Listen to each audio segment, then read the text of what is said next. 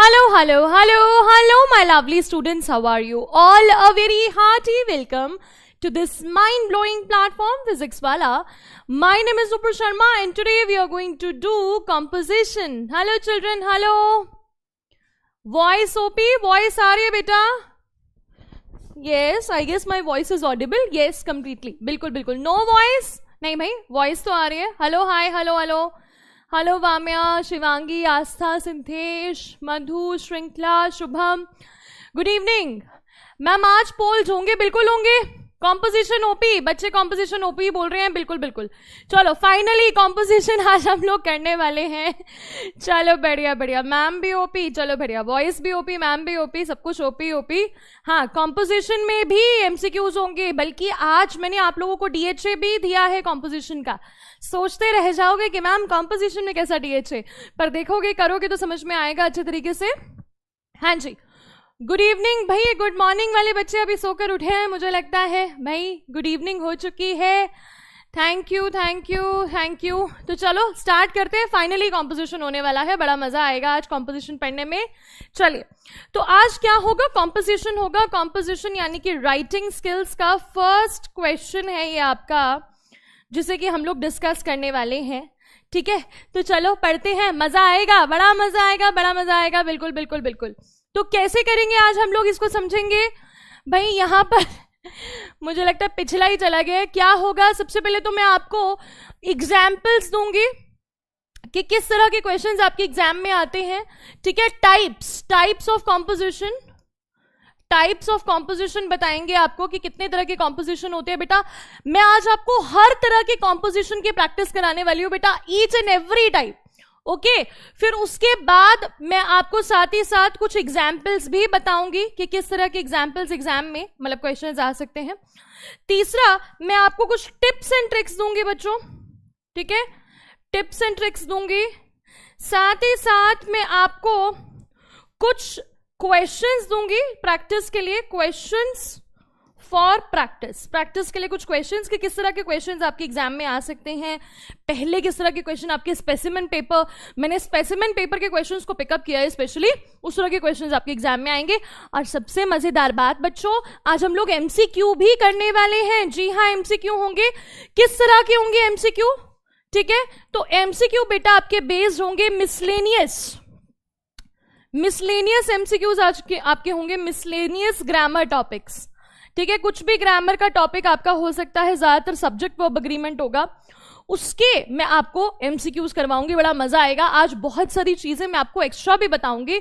सिर्फ कॉम्पोजिशन ही नहीं पढ़ाने वाली हूं, बट ग्रामर के कुछ कॉन्सेप्ट्स में आपको मजेदार कॉन्सेप्ट जो है वो बताऊंगी. वॉइस क्लियर नहीं है?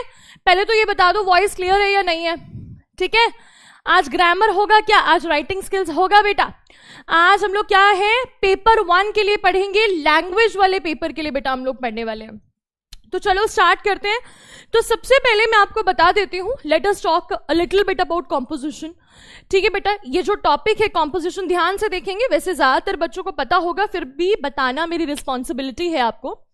ये जो टॉपिक है आपका कॉम्पोजिशन, ठीक है, कॉम्पोजिशन की हम लोग बात करते हैं. तो जो आपका पेपर 1 है, ठीक है, पेपर 1 जो कि आपका लैंग्वेज का पेपर होता है, लैंग्वेज का जो आपका पेपर होता है, उसका क्वेश्चन नंबर 1 है. ठीक है, क्वेश्चन नंबर 1 जो है उसमें पूछा जाता है आपको एक क्वेश्चन. इसमें आपको क्या दिया जाता है? 5 ऑप्शंस दिए जाते हैं. इन 5 ऑप्शंस में से एक को आपको सिलेक्ट करके उसके बारे में लिखना होता है. तो ये यूजुअली अगर मैं बोर्ड एग्जाम्स की बात करूं तो 20 मार्क्स का ये क्वेश्चन आएगा बेटा. 20 मार्क्स का ये क्वेश्चन आता है. और आपको इसको कितनी देर में करना होता है? आपको इसको करना होता है लेस देन 30 मिनट्स. ठीक है, लेस देन 30 मिनट्स में आपको इस क्वेश्चन को करना होता है. 300 to 400 वर्ड्स में आपको इसको लिखना है. 300 to 350, 300 to 350 वर्ड लिमिट है. कहीं कहीं 400 भी लिखा होता है. तो उस अकॉर्डिंग आपको ये जो है वो करना है. ठीक है भाई, सही बताया मैंने? ऐसा ही करना है। 5 ऑप्शंस है, तो आज मैं आपको बताऊंगी बेटा कि 5 ऑप्शंस में से कौन सा ऐसा ऑप्शन होता है जो आपको सबसे लाइकली आपको चूज करना है, कैसे आपको टॉपिक को चूज करना चाहिए। क्योंकि ज्यादातर बच्चे हमसे पूछते हैं कि मैम 5 टॉपिक्स आते हैं, 5 में से चूज किसको करें।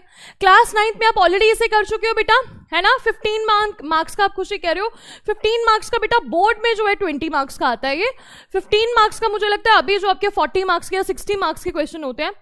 स्टोरी राइटिंग भी करवाएंगे बेटा, स्टोरी राइटिंग भी हम लोग करेंगे, लेकिन अभी जो है हम लोग ये करने वाले हैं composition. Story writing is another part.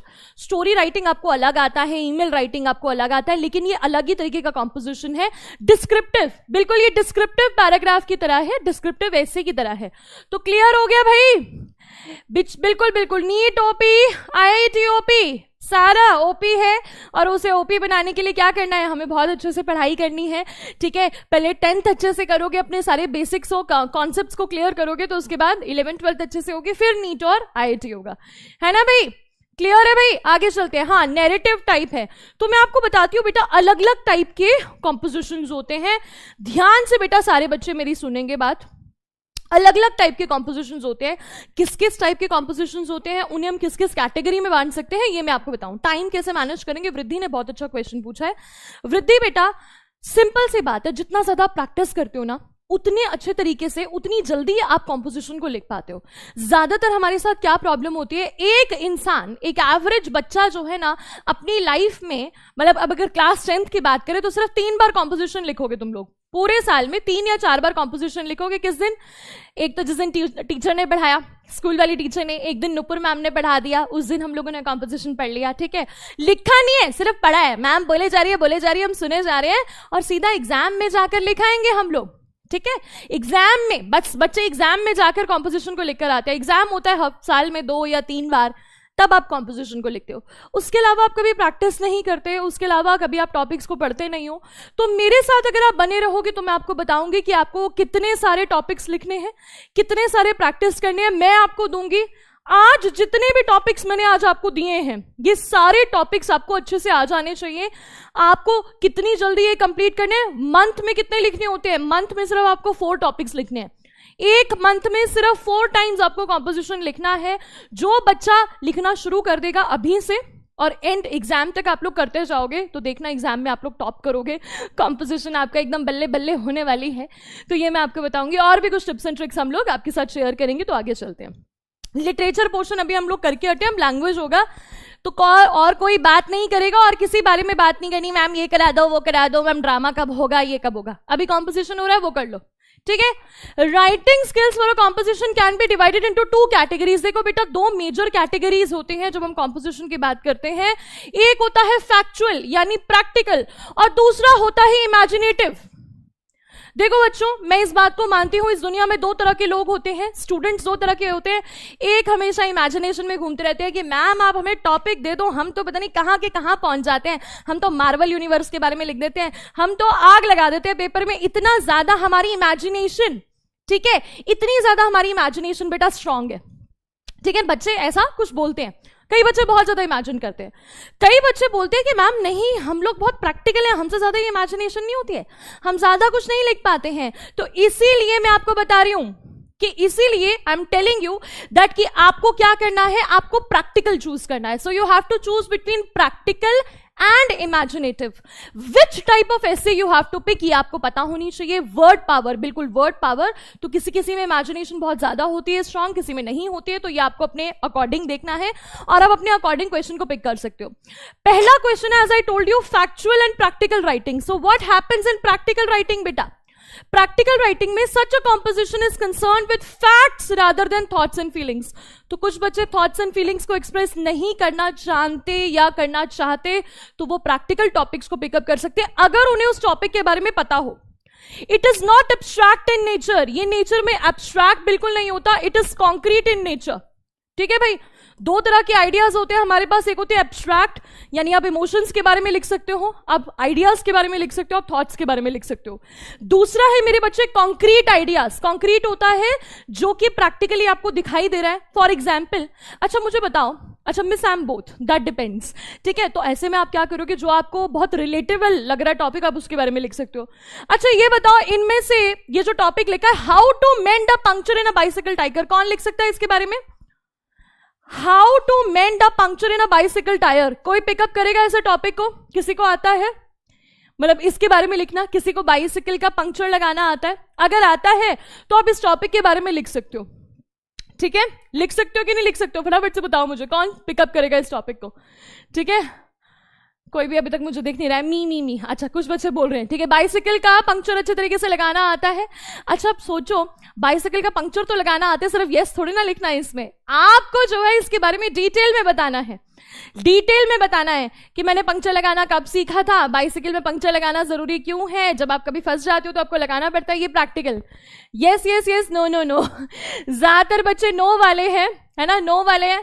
तो ये मैंने देखा प्रैक्टिकल वाले बड़े कम जो है टॉपिक्स होते हैं। अच्छा एक और प्रैक्टिकल टॉपिक बताती हूँ। कई बार आपको पता है कैसा टॉपिक आता है, that how to make a cake, how to bake a cake. एक बार मैंने क्वेश्चन देखा था, how to bake a cake, कि आपको क्या केक बेक करना आता है, तो केक कैसे बेक करना है उसके बारे में लिखना है।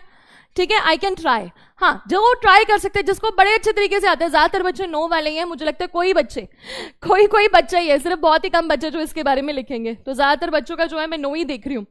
ठीक है, आई कैन राइट दिस, तो कुछ बच्चे कह रहे हैं हम लोग लिख सकते हैं हो तो चलो ट्राई कर लेना।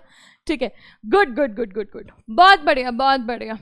ठीक है, ओके, प्रैक्टिकल टॉपिक कुछ ऐसे होते हैं। मैं नहीं लिख सकती, अगर मैं अपनी बात करूं, I can not right about it. एक तो मुझे पंक्चर लगाना भी नहीं आता बाइसिकल के टायर में, और मुझे ऐसा लगता है कि किसी भी प्रैक्टिकल टॉपिक पे बहुत ज्यादा लिखना जो है थोड़ा सा मुश्किल हो जाता है, तो इस टॉपिक को मैं नहीं पिक कर पाऊंगी। आगे इमेजिनेटिव राइटिंग, कई बार हमें इमेजिनेटिव राइटिंग करनी होती है बेटा। इमेजिनेटिव राइटिंग बहुत तरह की होती है। अब इमेजिनेशन, जिसमें मुझे लगता है लड़कियों का दिमाग बहुत तेज चलता है इमेजिनेशन में, और कई लड़कों का भी चलता है। लड़के नहीं तो ज्यादातर प्रैक्टिकल टॉपिक्स को पकड़ना पसंद करते हैं, लेकिन मेरी क्लास में कुछ मुझे बहुत ही ज्यादा लैंग्वेज लवर्स लगते हैं, तो लैंग्वेज लवर बच्चे इस इमेजिनेटिव टॉपिक को पकड़ सकते हैं। Imaginative writing calls for an imaginative response, an original way of looking at things. आप किस तरह से चीजों को देखते हैं बेटा, क्रिएटिव आइडियाज के बारे में सोचते हैं, फोर्सफुल आर्ग्यूमेंट्स, क्या आप ये सब चीजें कर सकते हैं? आर्ग्यूमेंट कर सकते हो आप, इमेजिन कर सकते हो, तो ये सब चीजें इसमें आती हैं। सबसे पहला होता है नैरेटिव, आपको नरेट करना है। नैरेटिव समझते हो ना बेटा, स्टोरी बताना। एक तरह से आप कोई चीज नरेट करते हो। You may be asked to narrate an event, अगर आपको कोई इवेंट डिस्क्राइब करना है, जैसे कि वेडिंग, तो ये मुझे लगता है ज्यादातर बच्चे कर सकते हैं। वेडिंग, फेस्टिवल, एन एक्सीडेंट और a journey, if you have to write about it, okay, you may be asked to narrate a story, real or imaginary। कई बार आपसे स्टोरी पूछी जा सकती है, रियल स्टोरी। ज्यादातर मैंने देखा है, if I have read the specimen papers of class of ICSE, उसमें ज्यादातर होता है दैट कि आपको बोल रहे हैं राइट अ ट्रू स्टोरी, आपको एक ट्रू स्टोरी लिखनी है, तो आप नरेट कर सकते हो इस तरह के इंसिडेंट को। यस ऑफ कोर्स, कई सारे बच्चे कह रहे हैं कि नहीं कर सकते, कुछ कह रहे हैं कि कर सकते हैं। Then there is descriptive.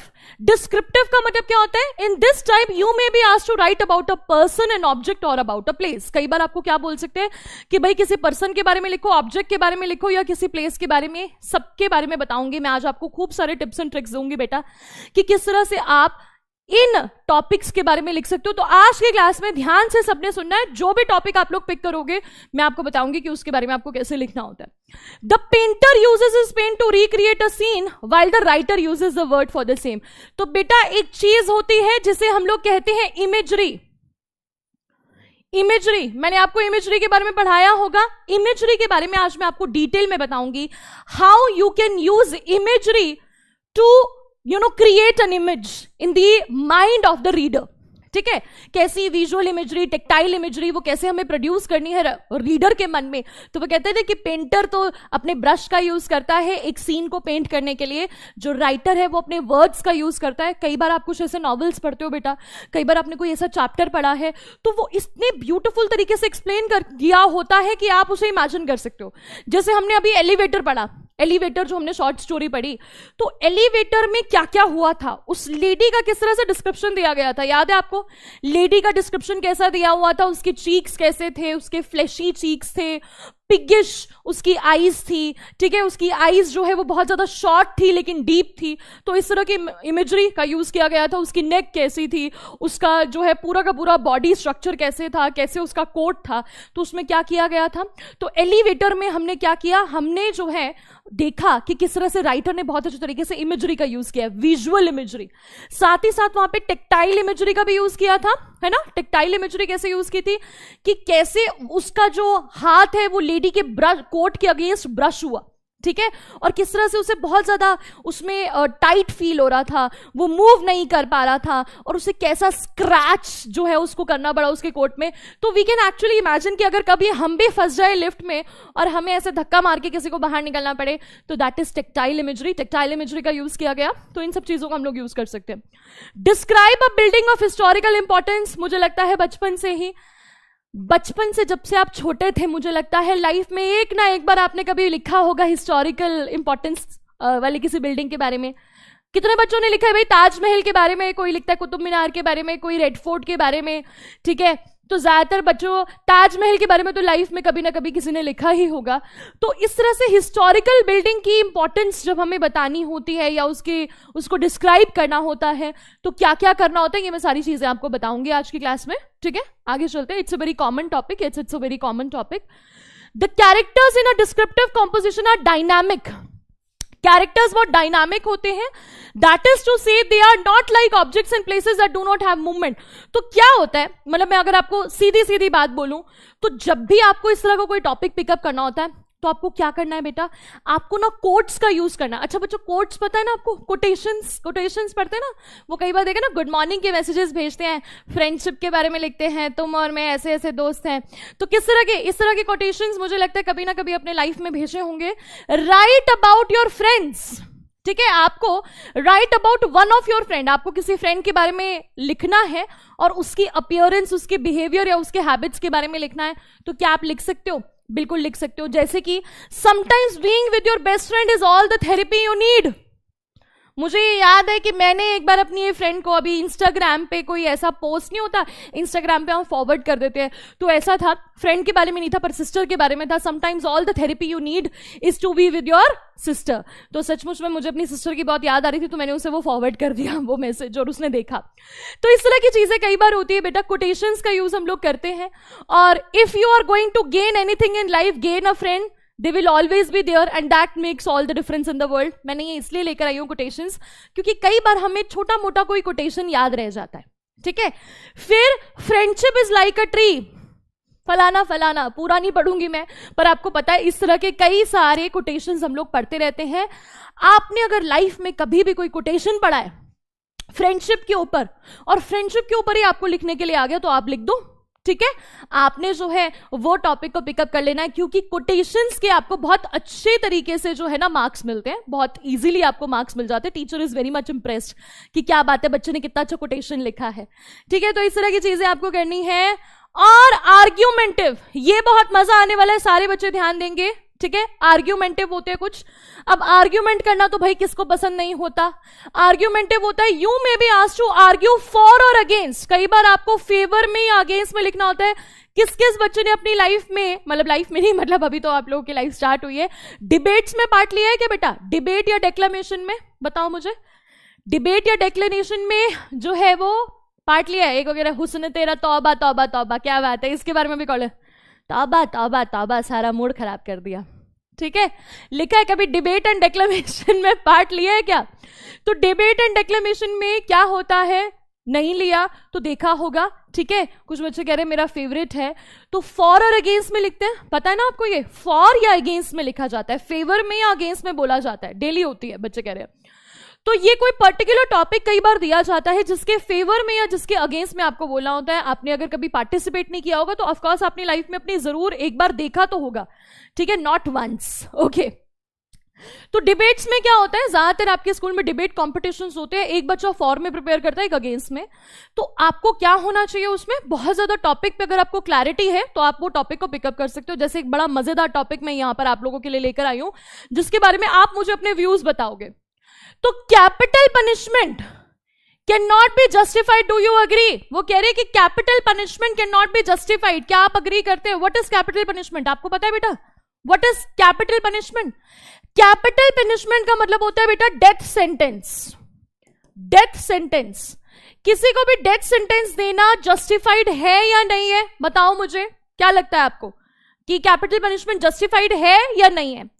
जो बच्चा उसके फेवर में है वो फॉर में लिखेगा, जो नहीं है वो अगेंस्ट में लिखेगा। ठीक है भाई, कैन नॉट बी जस्टिफाइड, उसे जस्टिफाई नहीं किया जा सकता है, वो गलत है। तो कुछ बच्चे फॉर में लिखेंगे, फॉर में लिखेगा मतलब कि बच्चा उसके फेवर में है। ठीक है, मतलब कि वो जानता है, वो चाहता है कि कैपिटल पनिशमेंट ना मिले, डेथ सेंटेंस मिलनी चाहिए, नहीं मिलनी चाहिए, नहीं मिलनी चाहिए।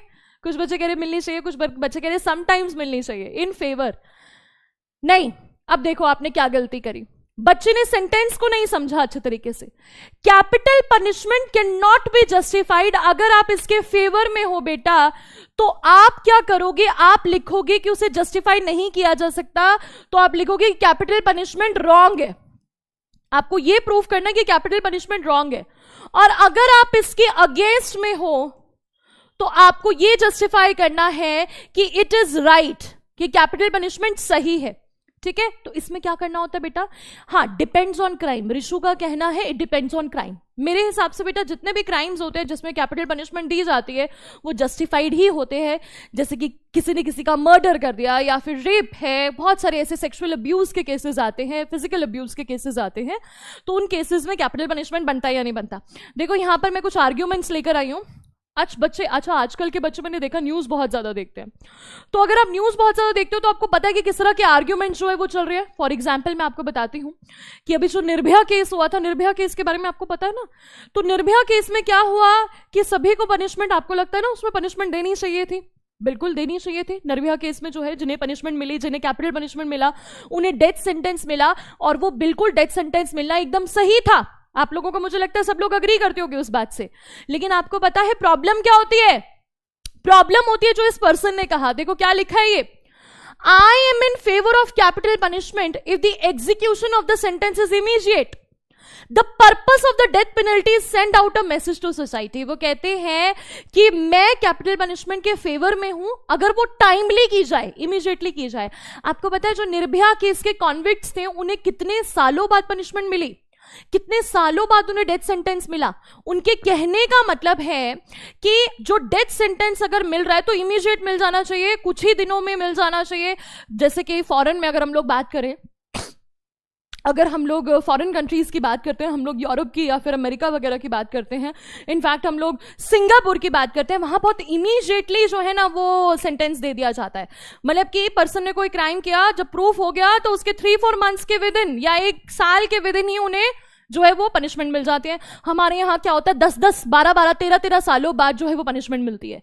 कई बार पनिशमेंट मिलती भी है तो क्या होता है, उसकी पनिशमेंट एंड मोमेंट पे कैंसिल हो जाती है। अभी कुछ टाइम पहले मैं देख रही थी कि एक पर्सन जो है उसको डेथ सेंटेंस मिला हुआ था, वो डेथ सेंटेंस के लिए एकदम रेडी हो जाता है, उसे बोलते हैं कल सुबह तो जो डेथ सेंटेंस मिलने वाला है, वो एकदम रेडी हो जाता है और वो रेडी होकर वहां से निकलता है और उसे वापस आना पड़ता है क्योंकि उसका डेथ सेंटेंस कैंसिल हो जाता है। तो आप सोच सकते हो उसके मन में क्या चल रहा होगा। एक इंसान को पता है कि आज मैं मरने वाला हूं, बिल्कुल फुल एंड फाइनल उसने जो करना था उसने कर लिया, लेकिन एंड में क्या हुआ, उसकी डेथ सेंटेंस कैंसिल हो गई और फिर उसे वेट करना पड़ा और कुछ टाइम बाद जाके उसे जो है वो मिली। तो बहुत सारी चीजें बेटा यहां पर हो सकती हैं। तो मुझे लगता है कि ये बहुत मजेदार टॉपिक है, ज्यादातर बच्चे इसके बारे में जो है वो करेंगे। ठीक है, बहुत सारे बच्चे जो है इसके बारे में लिख सकते हैं। अच्छा आपको पता है, मैं आपसे एक क्वेश्चन पूछूंगी, जनरल नॉलेज का क्वेश्चन है बेटा, आपको क्या लगता है कि आज तक इंडिया में कितने लोगों को डेथ सेंटेंस मिला होगा? एक बच्चा कह रहा है मेरा डेक्लेमेशन कंपटीशन है। अरे वाह, वेरी गुड बेटा, ऑल द बेस्ट। आपको क्या लगता है, मैं इंडिपेंडेंस के बाद की बात कर रही हूं, आफ्टर इंडिपेंडेंस कितने लोगों को डेथ सेंटेंस मिला होगा? मतलब एक्चुअली में लटका दिया गया है, कितने लोग मर चुके हैं डेथ उससे, कितने लोगों को हैंग किया गया है? 100+, 56, 50। एक बच्चे ने बिल्कुल सही आंसर दिया है 56। ठीक है, 56, अराउंड 56 से 60 के बीच में एक नंबर है, आई गेस 56 ही है वो। सिर्फ इतने लोगों को इंडिपेंडेंस के बाद सिर्फ इतने ही लोगों को पनिशमेंट दी गई है, इतने लोगों को मारा गया है, यानी कि हैंग किया गया है। ठीक है, और कितने केसेस पेंडिंग है? मोर देन 1000, बहुत सारे केसेस पेंडिंग है। तो मुझे लगता है कि एक ऐसा टॉपिक है जिसके बारे में आप लोग लिख सकते हो। बट अगेन बेटा, क्या चाहिए होता है उसके लिए? आपको चाहिए कंटेंट चाहिए आपको, ठीक है। जैसे वो आपको इंस्टाग्राम पे कंटेंट चाहिए होता है ना डालने के लिए, ठीक है, और बिल्कुल एप्रोप्रिएट कंटेंट चाहिए। तो कोई भी टॉपिक आपको चूज करना है कॉम्पोजिशन का, तो आपके पास कुछ नंबर्स होने चाहिए। अब आप कहोगे मैम हमें क्या पता, हमें तो पता ही नहीं है। तो इसीलिए तो आपको कहते हैं बेटा थोड़ी सी जनरल अवेयरनेस की जरूरत है, अवेयरनेस की जरूरत है। आप थोड़ा सा अवेयरनेस रखो अपने अंदर, न्यूज़पेपर थोड़ा सा पढ़ा करो, तभी मम्मी पापा कहते हैं कि न्यूज़पेपर पढ़ना चाहिए, टीचर्स आपको बोलते हैं। मतलब न्यूज़पेपर तो कौन पढ़ता है आजकल, बट यस न्यूज़ के साथ आपको टच में रहना चाहिए, so that you can come to know कि बेटा क्या चल रहा है आजकल सोसाइटी में, हमें किस चीज के बारे में पता होना चाहिए। ओके ना, पर्सनल कुछ ऑटोबायोग्राफिकल होते हैं नेचर में। ऑटोबायोग्राफिकल यानी कि you have to write about yourself. Okay, you have to write about yourself. You may be asked to write about an event or experience in your life. आप अपनी life के किसी experience को share कर सकते हो। For example the best years of your life. मुझे लगता है ज्यादातर बच्चे इसके बारे में लिख सकते हैं, the best years of your life. If I have to write about it, I can easily write about it that the best years of my life was when I was in school. ठीक है, जब मैं school में थी।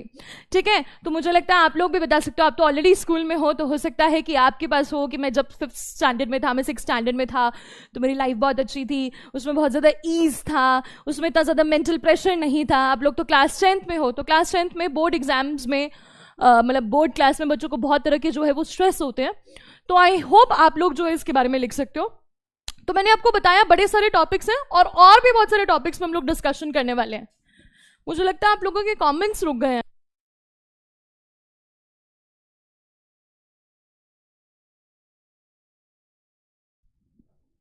हाँ, तो इस तरह की कई सारी चीजें हैं। यहां पर मैंने एक इमेज भी दी हुई है कि कितने तरह की कैपिटल पनिशमेंट होती है। जैसे कि हमारे यहाँ तो हैंगिंग की जाती है, कहीं लीथल इंजेक्शन दिया जाता है, कहीं इलेक्ट्रोक्यूशन किया जाता है, कहीं गैस चेंबर में डाल दिया जाता है, और कहीं बुलेट से मार दिया जाता है। ज्यादातर हम लोग बात करें कुछ ऐसी कंट्रीज की जहां बुलेट से शूट किया जाता है। अमेरिका में भी आई गेस ऐसा ही कुछ होता है, या लीथल इंजेक्शन जो है वो दिया जाता है। हाँ, 8th was a gem. Covid period कुछ बच्चे कह रहे कि बड़ा अच्छा था, तो उसको आपको अगर लिखना है तो आपको जस्टिफाई करना पड़ेगा, इसको लिखना पड़ेगा कि मैम कोविड पीरियड जो है ना, कोविड पीरियड कईयों के लिए बहुत डिप्रेसिंग भी था, कईयों ने बहुत कुछ खो दिया, लेकिन स्टूडेंट्स की अगर हम लोग बात करें तो स्टूडेंट्स बहुत मजे में थे। ना तो स्कूल जाना था, ना कोई पेपर शेपर हो रहे थे, कुछ भी नहीं। ऑनलाइन क्लासेस वाला जमाना इतना अच्छा था, हम लोग बेड में बैठे बैठे जो है एकदम क्लासेस लिया करते थे। तो आई होप बहुत सारे बच्चे इसके बारे में लिख सकते हैं, बट अगेन आपको लिखना होगा दैट कोविड पीरियड अगर आप लिख रहे हो तो आपको थोड़ा सा सेंसिटिव भी होना पड़ेगा उस टॉपिक के बारे में, क्योंकि कई लोगों का बहुत ज्यादा नुकसान भी हुआ, कई लोगों की डेथ भी हो गई थी बेटा कोविड में। तो ये मत लिख देना कोविड पीरियड बड़ा अच्छा था, ठीक है। टीचर कहेगी अरे कैसे बच्चे हैं भाई, ठीक है, ज्यादा सोचते ही नहीं है। ओके, तो इस तरह की चीजें, स्टूडेंट्स के तो मजे ही मजे, बिल्कुल मजा ही मजे।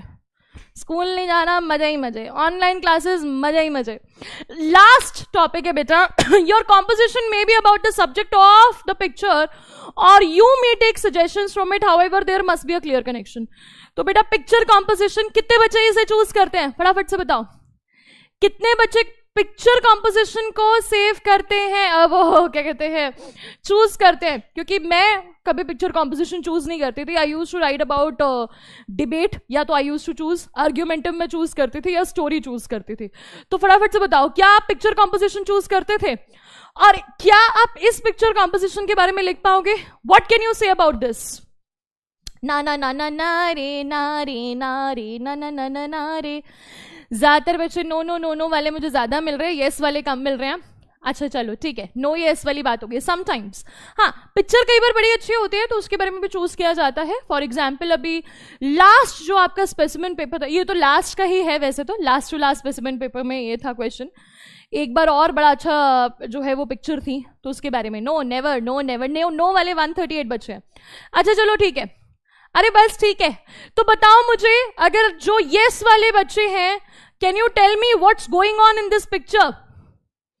What is going on in this picture? Teacher is teaching, ठीक है, और इसके अलावा teacher is teaching, early teaching, okay, difficult, sports related pictures के बारे में बच्चे लिख सकते हैं। हाँ, it's an old time photo, ठीक है, नो नेवर। आपको कैसे पता चला कि ओल्ड टाइम फोटो है? हाँ, मेरा भी यही कहना है। पिक्चर कॉम्पोजिशन के बारे में एक्चुअली मैं भी इस टॉपिक को कभी चूज नहीं करती personally. The reason behind that is कि पिक्चर कॉम्पोजिशन का सभी को लेकर जो है परसेप्शन अलग होता है. कोई इसको देखकर सोच रहा है कि ये प्राइमरी टीचिंग है, कोई सोच रहा है कि ये विंटेज फोटोग्राफ है, कोई सोच रहा है कि ये एक मिड डे मील स्कीम. एक बच्चे ने मुझे बोला था मैम ये मिड डे मील स्कीम चल रहा है.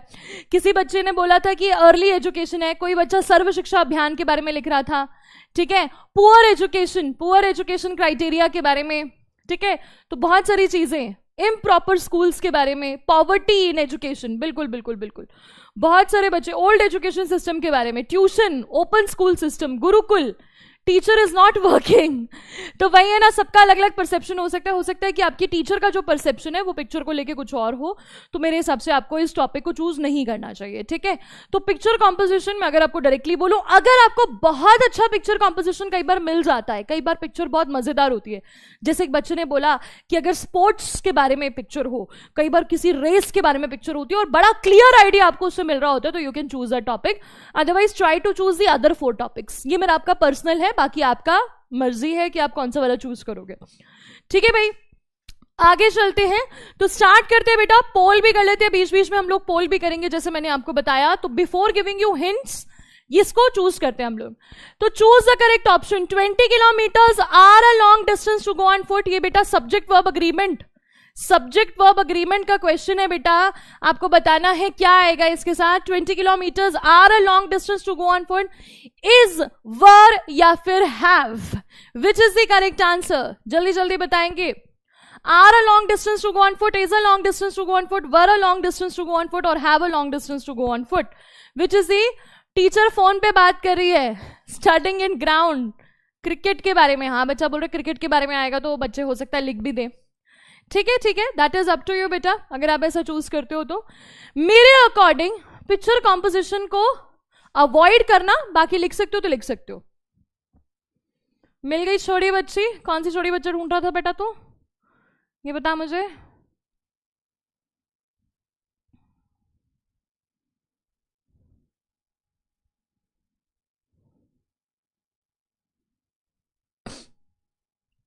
Easy peasy lemon squeezy.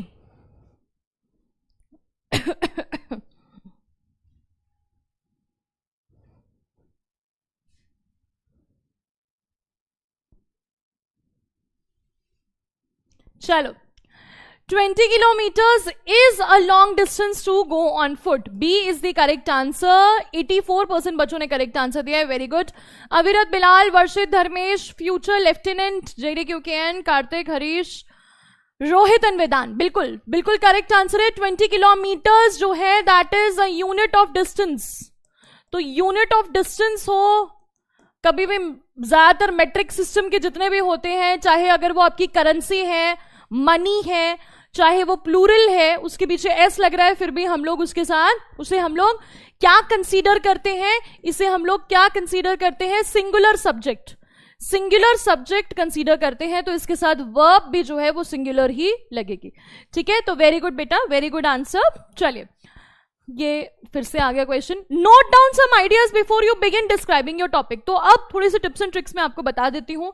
देखो बेटा, सिंपल टिप एंड ट्रिक तो मैं आपको ज्यादा नहीं बोलूंगी, यही बात बोलूंगी कि सबसे बेस्ट चीज क्या होती है. बेस्ट चीज होती है कि आप बहुत ज्यादा प्रैक्टिस करो और बहुत ज्यादा टॉपिक्स को रीड करो.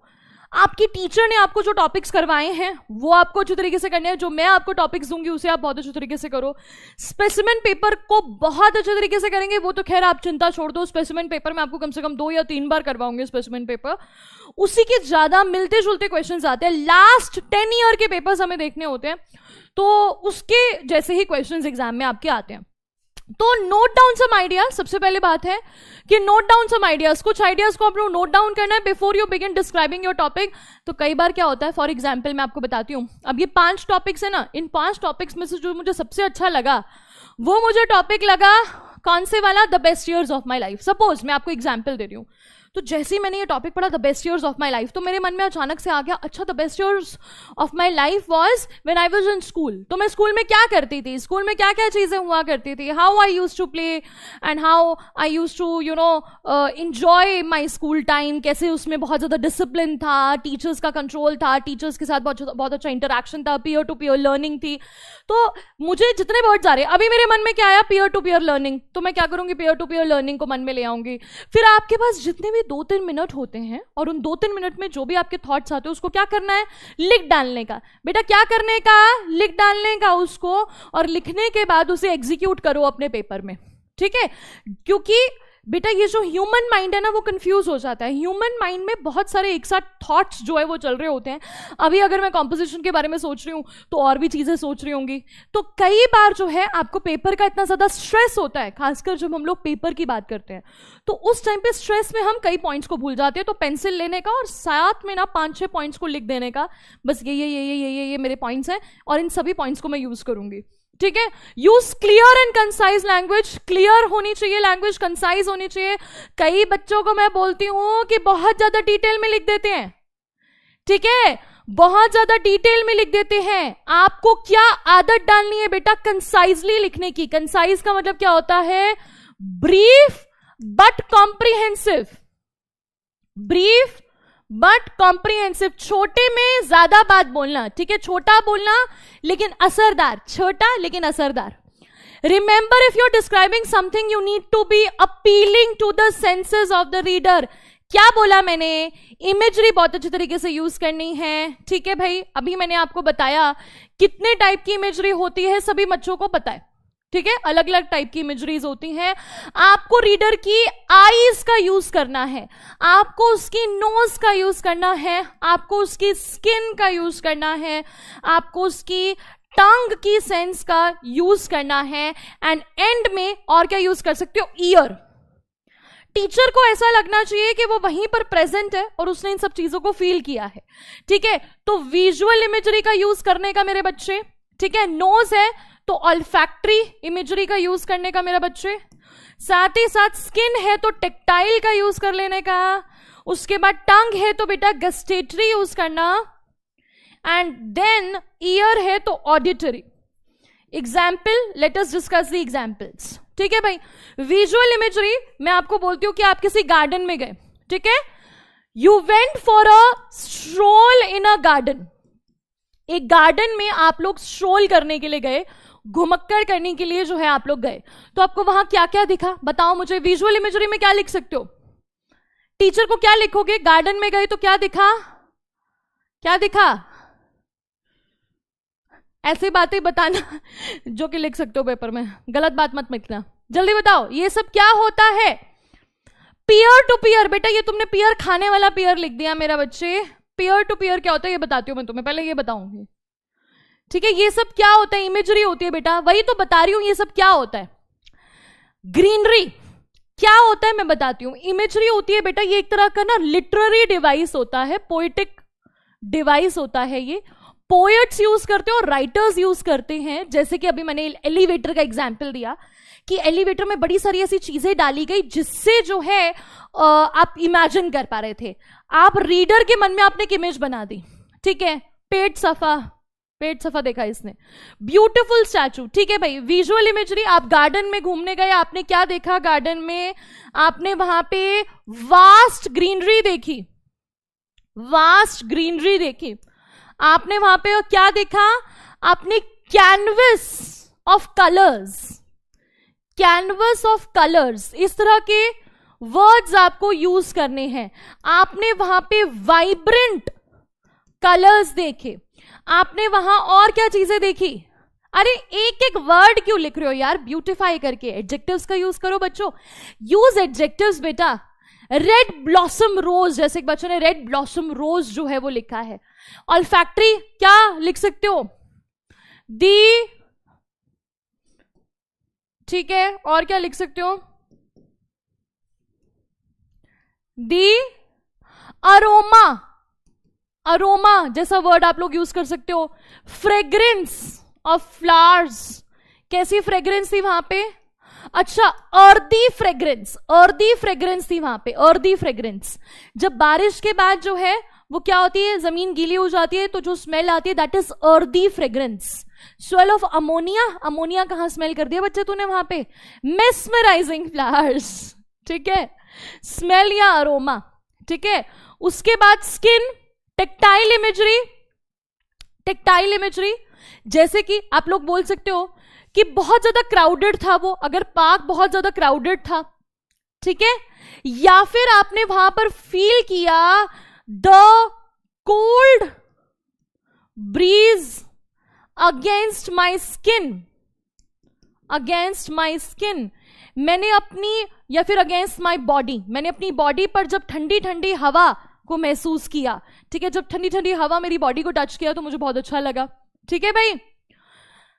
टंग गस्टेटरी, अगर आपने वहां पे कुछ खाया तो क्या कैसा खाया, वो कितना टेस्टी था, तो डिलिशियस था, माउथ वाटरिंग, वहां पे माउथ वाटरिंग गोलगप्पास मिल रहे थे, ठीक है, हम पार्क में जाते, गार्डन में जाते तो वहां माउथ वाटरिंग था कुछ बहुत ज्यादा, उसको आपने खाया, कैसा था, बड़ा मजा आया आपको, आप पिकनिक बास्केट लेकर गए थे तो आप लोग लिख सकते हो that the test was enhanced, क्योंकि इतनी ज्यादा ब्यूटी थी तो ब्यूटी में जो टेस्ट था, जो पकौड़ास हम लोग लेकर गए थे उसका टेस्ट और ज्यादा एनहांस हो गया, ठीक है। Yes it was very tasty, तो टेस्टी की जगह आप लोग क्या बोल सकते हो, माउथ वाटरिंग या रेलिशिंग, बहुत ही रेलिशिंग था, स्वादिष्ट को बहुत तरीके से लिखा था, बर्गर, बर्गर था ना बेटा। अरोमा का मतलब होता है बच्चे स्मेल, अरोमा का मतलब होता है मेरे बच्चे स्मेल, अरोमा मीन स्मेल, ठीक है। एरोमेटिक, एरोमेटिक फ्रेग्रेंसेस कई बार हम लोग बोलते हैं, ठीक है। ऑडिटरी, कानों में आपकी किस तरह की आवाजें सुनाई दे रही थी बेटा, गार्डन में किस तरह की आवाजें आती हैं, गार्डन में किस तरह की आवाजें आती हैं, हाँ कैसा, चलो मैं बताती हूं आपको, आप लोग लिखोगे the Russell of leaves, the Russell of leaves, आपको पत्तों की रसल सुनाई दे रही थी। चर्पिंग ऑफ बर्ड्स, ठीक है, चर्पिंग ऑफ बर्ड्स, बर्ड्स की चर्पिंग आपको सुनाई दे रही थी, चिड़ियों की चहचहाहट सुनाई दे रही थी, और बर्ड की चर्पिंग होती है बेटा, हॉरर साउंड सुनाई दे रही थी इस बच्चे को, क्या बंडा बनेगा रे तो वो बच्चा, ठीक है। द गशिंग ऑफ विंड, क्या बात है बेटा, तो gush of wind, the gushing of wind, तो जो गश ऑफ विंड है बेटा, ये जो वर्ड है गश ऑफ विंड, एक तो उसे आप अपनी बॉडी पर फील कर सकते हो कि ठंडी ठंडी हवा चल रही थी, तो the gush of wind, gush of wind मैंने अपनी बॉडी में भी फील किया और मुझे उसकी साउंड भी आई, ठीक है, तो वेरी गुड। इस तरह की चीजें, हॉकिंग ऑफ कार्स बेटा गार्डन में कहां सुनाई देगी तुम्हें, तो और भी ऐसे बहुत सारे एग्जाम्पल्स मैं लेकर आई हूं जो कि मैं आपको बताऊंगी, ठीक है, तो और भी चीजें हम लोग पता करेंगे। चलो हम आगे चलते हैं अब, और क्या टिप्स एंड ट्रिक्स की हम लोग बात करें, तो मैंने आपसे बोला ना कि आपको रीडर को बताना है कि कैसी चीजें स्मेल कर रहे थे आप, कैसी चीजें आपने फील करी, साउंड कैसी थी, टेस्टेड, लुक्ड, फॉर एग्जाम्पल आप किसी वेडिंग में गए थे तो वेडिंग में आपने क्या क्या देखा, कितना पॉम्प एंड शो था वहां पर, आपको बैंड का म्यूजिक सुनाई दे रहा था, द क्लैंगिंग ऑफ ड्रम्स, तो इस तरह की वॉइसेस आपको सुनाई दे रही थी, that you can write about. Fine, describe the emotions और feelings related to your topic, तो बेटा एकदम गहराई में जाके गहरी गहरी बातें करनी है आपने, इमोशंस और फीलिंग्स, टीचर को आप एकदम इमोशनल कर दो, ठीक है, तो ये सब आप लोग कर सकते हो। Leave the reader with a clear impression, भाई क्लियर इंप्रेशन जो है वहां पर टीचर को होना चाहिए, ये नहीं कि आप कुछ भी लिखा हो, जैसे कुछ बच्चे कुछ भी लिख रहे हैं। फॉर एग्जाम्पल मैं आपको बताती हूं, आपके थॉट्स बहुत ऑर्गेनाइज और लॉजिकल होने चाहिए बेटा, कोई भी मार्वल यूनिवर्स के बारे में नहीं लिखेगा बेटा। झिंगूर की आवाज को क्रिकेट की आवाज बोलते हैं, ठीक है, द क्रिकेट्स वर क्रिकेटिंग, उनकी जो आवाज होती है उसी को क्रिकेटिंग जो है वो बोलते हैं। तो हाँ, मैं क्या बोल रही थी आपको, लॉजिकल बातें होनी चाहिए। कई बच्चे घोस्ट के बारे में लिख देते हैं, कई बच्चे बहुत ज्यादा हॉरर एलिमेंट डाल देते हैं, कई बच्चे बहुत ज्यादा जो है वो बियॉन्ड चले जाते हैं, वो आपको नहीं जो है वो जाना है। थोड़ा बहुत सुपर नेचुरल चीजों के बारे में आप लोग लिख सकते हो, पर कई बच्चे एकदम उसमें सुपरमैन और पता नहीं कौन कौन जो है वो ले आते हैं, शक्तिमान ले आते हैं, तो ये सब चीजें आपको नहीं करनी है, ठीक है। तो ये सब चीजें मत करना, बहुत ज्यादा इलॉजिकल चीजें आपको नहीं करनी है, ये आपको याद रखना है कॉम्पोजिशन में। अगर आप बहुत ज्यादा बियॉन्ड चले जाओगे, मेटावर्स में चले जाओगे, तो टीचर भी कंफ्यूज हो जाएगी, ठीक है, तो ये सब के बारे में मत लिखना, ओके, थोड़ा बहुत लिख सकते हो बस। तो आगे चलते हैं, इसको छोड़ो, आगे चलते हैं। Right an original short story. अब मैं आपको बताती हूं कि कैसे आपको लिखना है। फॉर एग्जाम्पल आपको एग्जाम्पल आता है, क्वेश्चन आता है, right an original story, short story entitled a narrow escape. ठीक है भाई, a narrow escape. A narrow escape का मतलब कि बाल बाल बचना। आप कोई कहानी लिखो जिसमें आप कहीं बाल बाल बचे थे किसी चीज से, तो आपको एक इमेजिनरी स्टोरी जो है वो लिखनी है। ओरिजिनल शॉर्ट स्टोरी यहां पर बोलिए तो ओरिजिनल का मतलब ये मत सोचना जो आपके साथ हुआ है, हो सकता है आपके साथ कुछ ना भी हुआ हो, पर फिर भी आप उसके बारे में जो है वो लिख सकते हो। बच्चे डाउट, बेटा इसमें भी डाउट है, चलो कोई बात नहीं, पूछेंगे, देखेंगे। Ma'am what can be the best starting 3-4 lines to start composition? Rohit, a very good question बेटा। रोहित, मैं यही बता रही हूं आपको, अभी तक मैंने सिर्फ आपको बताया कि किस किस टाइप के टॉपिक्स होते हैं, अब मैं आपको बताऊंगी कि स्टार्ट कैसे करना है। ठीक है रोहित, अभी बच्चे मैं ये बता रही हूं आपको एग्जाम्पल्स के साथ। मैम एस्से इतना लंबा होना चाहिए और टाइम कैसे मैनेज करें? क्या बोला था मैंने बच्चे? एनआर द्विवेदी बेटा, what you have to do, you have to practise. Practice makes a man perfect. आपको प्रैक्टिस करके फटाफट लिखने की आदत होनी चाहिए। थॉट्स को ऑर्गेनाइज कैसे करना है, लेआउट कैसे करना है, बातें करना कैसे सीखा था आपने, बातें कैसे करना सीखा था? जितनी जितनी आप बातें करते गए आपकी स्पीड तेज होती गई, वैसे ही लिखने की भी प्रैक्टिस करनी पड़ती है बेटा। राइटिंग की प्रैक्टिस है ही नहीं हम लोगों को आदत है बस आंसर के रट्टे मारे और लिखाए जाके, नहीं, इमेजिनेशन करके लिखना, वो माइंड और हैंड की कोऑर्डिनेशन अच्छे तरीके से करना, तो वो आपको आनी चाहिए। ठीक है बच्चा। Ma'am in one class please tell some technical words which can be used in composition. वो कर रही हूं बेटा, मैं अभी बता रही हूं टेक्निकल वर्ड्स आपको। Tasmiya, these describing words are called imagery। Describing words को क्या बोलते हैं? एडजेक्टिव्स बेटा, एडजेक्टिव्स। और क्या? मैम इन सबको सिंपल वर्ड्स में नहीं लिख सकते नदीम बेटा, क्यों नंबर देगी तुम्हें टीचर?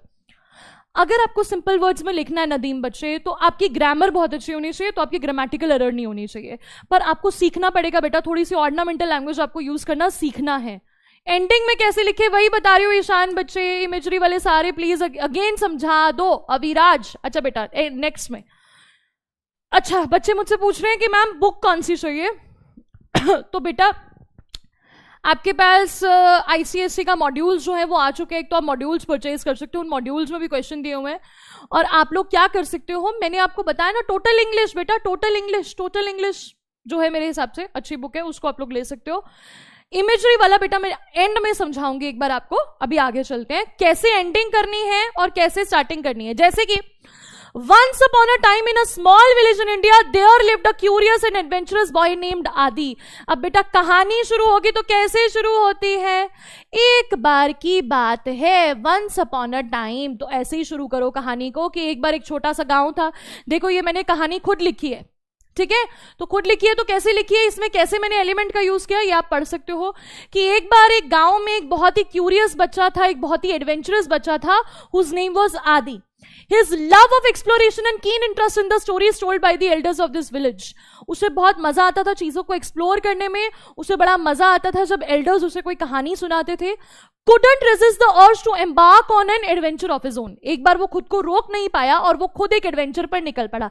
तो आपने क्या किया, मैंने आपको बताया ना, स्टार्टिंग कैसे करी आपने स्टार्टिंग में मेक द रीडर क्यूरियस। क्या करना है आपको रीडर को क्यूरियस कर देना है, टीचर जो है ना क्यूरियस हो जाए, क्यूरियस यानी बड़ा उत्सुक हो जाए जानने के लिए, अरे क्या हुआ था, आगे क्या हुआ था। तो वो एडवेंचर पे निकल गया। Set of towards the hills equipped with a small backpack in a sense of excitement. तो वो एक बार निकल पड़ा, उसके पास एक बैग था, वो इक्विप था और वो हिल्स पे चला गया और वो एडवेंचर करने, मतलब वो एक्साइटमेंट में चला गया। Reach the cave entrance hidden among the rocks. फिर वो एक केव एंट्रेंस में गया, ठीक है, जो कि रॉक्स के बीच में थी। Discovered a magical world filled with sparkling gems and ancient artefacts. तो यहां पर मैंने वर्ड यूज किया है मैजिकल वर्ल्ड, पर लेकिन मैजिकल वर्ल्ड का मतलब ये नहीं है कि मैंने स्पिरिट्स या एबॉमिनेशंस के बारे में लिखा। आई जस्ट रोट कि वहां पे बहुत स्पार्कलिंग जेम्स थे और बहुत एंशिएंट आर्टिफैक्ट्स थे। तो बेटा अभी कुछ दिन पहले ही मैंने वो वाली मूवी देखी थी, कौन सी मूवी थी यार वो, जिसमें जीनी होता है, अलादीन। कुछ दिन पहले मैंने अलादीन देखा था, तो अलादीन की थोड़ी सी स्टोरी मुझे याद रह गई। तो अलादीन में मैंने देखा था कि कैसे जो है वो जाता है और कैसे उसे एक स्पार्कलिंग जेम्स और ये सब दिखता है, उसे एक तहखाना दिखता है। तो थोड़ा थोड़ा सा मैंने उसमें एडअप कर दिया। Didn't notice the entrance closing behind him, panic, realise he was trapped. फिर वो क्या हुआ, वो देखता है कि एंट्रेंस अपने आप बंद हो जाती है और वो वहां से बचने की कोशिश करता है। फिर नोटिस अ फेंट glow at the end of the narrow tunnel, लेकिन वो नैरो टनल में थोड़ा सा फेंट ग्लो होता है, वो एंड में जाता है, वहां से निकल जाता है। फिर वो गांव में पहुंचता है, सब लोग उसकी बड़ी तारीफ करते हैं कि भाई वो विलेज में आ गया, और वो अपना पूरा एडवेंचर सुनाता है और वो गांव में हीरो बन जाता है। खत्म हो गई भाई कहानी। डिज्नी वाली, बिल्कुल डिज्नी वाली। हाँ, डिज्नी वाली अलादीन देखी थी मैंने। और अभी एक और मूवी मैंने देखी थी, वो डायनासोर, वो सॉरी एक ड्रैगन वाली कोई मूवी थी। तो यस, जब भी आप लिखते हो तो बेटा उसकी इंस्पिरेशन आपने कहीं ना कहीं से ली होती है। तो मुझे लगता है यहां पर आप इंस्पिरेशन ले सकते हो। जो भी आपने लेटेस्ट अभी कोई मूवी देखी है थ्रिल वाली, मिस्ट्री वाली, उसकी कहानी थोड़ी सी चिपका दो, ठीक है, लेकिन ये एज इट इज नहीं चिपकानी है आपको। तो ये जो स्टोरी है ये एज इट इज नहीं है, इसमें बहुत सारी स्टोरी से इधर इधर से कुछ चुरा चुरा के लिखा है मैंने, ठीक है। एम्बार्क मतलब निकलना बेटा, एम्बार्क यानी कि चले जाना, एडवेंचर पे निकल जाना, ठीक है। गॉडजिला, हाँ, डैमसेल इन डिस्ट्रेस, बिल्कुल, हाँ, डैमसेल मूवी मैंने देखी थी, बिल्कुल डैमसेल इन डिस्ट्रेस कर रही हूँ। Yes, the movie's name was Damsel. तो डैमसेल में तो बेटा उसे ड्रैगन मिलता है, ये सब तो मैंने उसके बारे में नहीं लिखा, और ऐसा आप लिखना भी मत, प्लीज हाथ जुड़वा लो मुझसे, कहीं ड्रैगन या गेम ऑफ थ्रोन्स की कहानी मत लिखाना, ठीक है।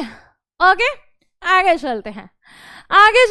Have you ever forgiven someone, ये है बेटा लॉजिकल बात, प्रैक्टिकल।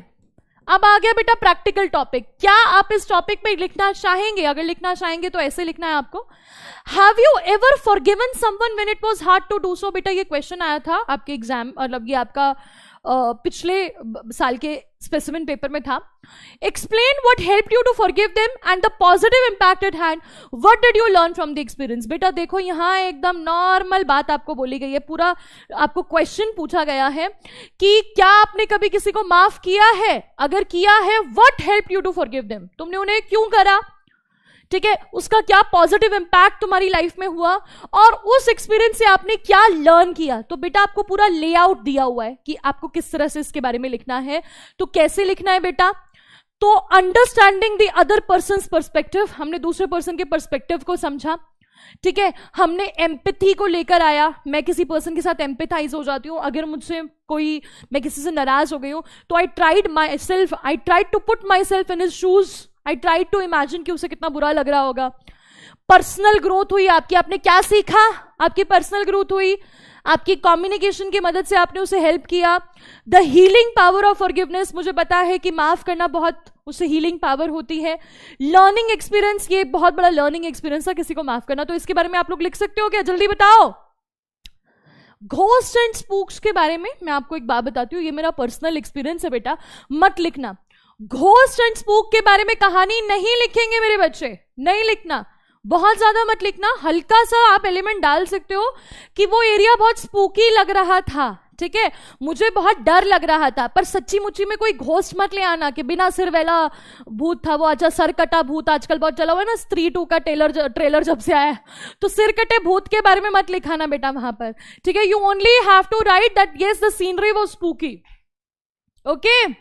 अच्छा, मैं तुम्हें कितनी मजेदार बात बताती हूँ, ये जो अभी हमने एलिवेटर पढ़ा है ना, एलिवेटर पढ़ा हमने, तो एलिवेटर में कहीं हॉरर लिखा नहीं हुआ था ना, हॉरर वाज नॉट एविडेंट कि हॉरर था वहां पे, लेकिन उन्होंने हॉरर को कैसे बिल्टअप किया था आपने देखा, राइटर ने कैसे हॉरर को बिल्टअप किया धीरे धीरे। हमें लगने लगा वो लेडी कौन है, हमें लगा वो लेडी सचमुच में है, बट वो नहीं थी। इस तरह से आप लोग स्टोरी को लिखना है, ठीक है। ये जो बच्चा कह रहा है कि ये क्लास को एंड कर दो, वो बच्चा क्या करेगा, ऐसा करेगा, ऐसा करो, ऐसे ऐसे ऐसे, और अपने एक चपत लगाओ मेरी तरफ से। क्यों करूं मैं क्लास को एंड, है एमी, इट वॉज क्रीपी। तो ये क्रीपी एलिमेंट हमने डाल दिया, पर हमने सचमुच में तो उसमें किसी घोस्ट की बात नहीं करी ना। हाँ, तो ऐसे आप लोग भी लिख सकते हो इनडायरेक्टली, बिल्कुल सही बात है। निस्मा खातून को एकदम अच्छे तरीके से समझ में आ गया कि इनडायरेक्टली लिखना है, आपको माहौल ऐसा बनाना है, टीचर भी क्यूरियस हो जाए कि अरे क्या कहानी लिखी है इस बच्चे की, कहानी को तो ऑस्कर्स में जाना चाहिए, इसके ऊपर तो भाई हॉलीवुड की कोई मूवी बननी चाहिए, ठीक है। आगे, अच्छा चलो क्वेश्चन आ गया भाई, लेट्स डू दिस क्वेश्चन। तो एमसीक्यू कर लेते हैं। The beautician and dietitian are going to launch a new beauty product, is going to launch a new beauty product, were going to launch a new beauty product, और am going to launch a new beauty product. मुझे लगता है ये मेरे पुराने वाले बच्चे हैं ना विक्ट्री में, उन्हें पता है इन सब क्वेश्चंस के बारे में, क्योंकि मैंने पहले भी आपको ये क्वेश्चन कराए हैं, 9th में कराए थे मैंने ये क्वेश्चन. तो जो था, what is your experience about ghost? आयत बेटा इसके बारे में बड़ी लंबी चौड़ी बातें करनी पड़ेंगी फिर हमें. There is there would be a long discussion on that, a lengthy discussion on that, so I'm avoiding that, so let's not do it. Student rock, teacher shock. हाँ, टीचर को शॉक कर देना एकदम, पर ज्यादा भी शॉक मत कर देना कि शॉक के हमारे बेचारे का पेन ही ना चले, आंसर ही ना, तुम्हें मार्क्स ही ना दे. ठीक है.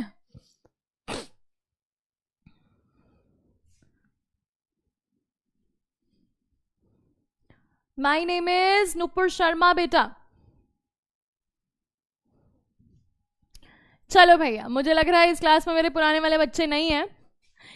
Is the beautician and dietitian is going to launch a new beauty product? B 29%, 30% बच्चों ने करेक्ट आंसर दिया है. वर्षित, अविरत, हारिश, गुंजन, ये हारिश, अच्छा हारिश है. गुंजन, शान, आशुतोष, हर्ष, आकर्षित, पीयूष एंड वैभवी. तो बेटा इज क्यों हुआ? चलो आंसर बताती हूं बच्चों. तो बेटा इज इसलिए हुआ because the beautician and dietitian is the same person. यहां पर ये दोनों सेम पर्सन है. मैं एक ही बंदे की बात कर रही हूं. अब मैम कैसे पता कि ये एक ही पर्सन है? क्योंकि बेटा ब्यूटिशियन एंड डाइटिशियन के लिए only one article is used. एक ही आर्टिकल यूज हुआ है बेटा. ठीक है, एक ही आर्टिकल यूज हुआ है. अगर मैं यहां लिखती the beautician and the dietitian, अगर मैं दोनों के लिए अलग अलग आर्टिकल यूज करती, इसका मतलब है ये दोनों अलग अलग पर्सन थे, लेकिन ये एक ही पर्सन है. वो लड़की जो है ना वो बहुत टैलेंटेड है, उसने ब्यूटिशियन का भी कोर्स किया है और उसने डाइटिशियन का भी कोर्स किया है. भाई पढ़ी लिखी बच्ची है, सोच रही है दोनों काम करूंगी. अंडरस्टूड? समझ आया मेरे बच्चे? वैसे ही अगर मैं लिखूं the principal and chairman of the school, chairman of the school, तो मैं क्या लिखूंगी? is hosting the event, is hosting the event. इस केस में क्या लिखूंगी मैं? is hosting the event, क्योंकि हमें इस बात से पता चलता है that की principal and chairman is the same person. ये एक ही बंदे की बात हो रही है मेरे बच्चे. तो कितनी मजेदार बात सिखाई ना आज मैंने आपको, है ना? याद रखोगे ना बेटा? ध्रुव राठी को ही ओपी बोलते रहोगे, मुझे ही बोल दो कहीं. कितनी अच्छी अच्छी बातें सिखा रही हूं तुम्हें मैं. The Taj Mahal and Jama Masjid is beautiful. नहीं बेटा, क्योंकि ताजमहल और जामा मस्जिद बेटा अलग अलग बिल्डिंग है मेरे बच्चे. दोनों अलग अलग बिल्डिंग है मेरे प्यारे बच्चों. दोनों के दोनों ताजमहल और जामा मस्जिद एक नहीं हो सकता ना बेटा, वो अलग अलग है. द लगेगा, एक नहीं है मेरे प्यारे बच्चे. They are the same person. अगर दो होते हैं तो दोनों के लिए आर्टिकल अलग लगेगा. पहले समझ में आया? पहले बोलो आ गया मैम. बड़े अच्छे से आ गया, बहुत अच्छे से बताया आपने, एकदम हम याद रखेंगे, जिंदगी भर याद रखना बेटा. हैप्पी बर्थडे टू यू बेटा, हैप्पी बर्थडे. और मेरा नहीं है बर्थडे, मेरा भी बहुत दूर है, याद रखना सितंबर में है मेरा बर्थडे. ठीक है, ओके. चलो, thank you thank you thank you. चलो ये बेटा इट्स वेरी इंपॉर्टेंट, और मजाक नहीं कर रही हूं. ज्यादातर बच्चे, मैक्सिमम बच्चे इसमें गलती करते हैं, और ये गलती आप लोग नहीं करेंगे. चलो बहुत बढ़िया बहुत बढ़िया, थैंक यू. चलो अब आ जाते हैं बच्चे हम लोग, competition hampers the overall development of students. बड़ा ही इंपॉर्टेंट टॉपिक है. सभी बच्चे आओ इसके ऊपर डिबेट करते हैं. चलो भाई डिबेट करेंगे. अभी मैं आप लोगों का एक छोटा सा पोल लूंगी और आपसे पूछूंगी कि वोट लूंगी, वोट, पोल नहीं लूंगी, वोट लूंगी कि आप इसके फेवर में हो या अगेंस्ट में, क्योंकि मुझे बहुत मजा आएगा ये बात जानने में.